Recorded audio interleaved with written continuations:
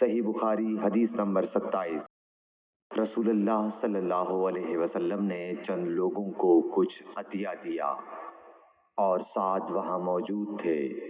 وہ کہتے ہیں کہ رسول اللہ صلی اللہ علیہ وسلم نے ان میں سے ایک شخص کو کچھ نہ دیا، حالانکہ وہ ان میں مجھے سب سے زیادہ پسند تھا۔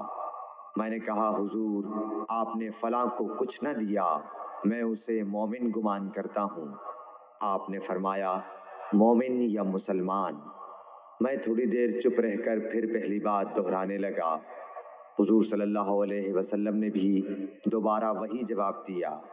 پھر آپ نے فرمایا کہ اے سعد، باوجود یہ کہ ایک شخص مجھے زیادہ عزیز ہے، پھر بھی میں اسے نظر انداز کر کے کسی اور دوسرے کو اس خوف کی وجہ سے یہ مال دیتا ہوں کہ وہ اپنی کمزوری کی وجہ سے اسلام سے پھر جائے اور اللہ اسے آگ میں اوندھا ڈال دے۔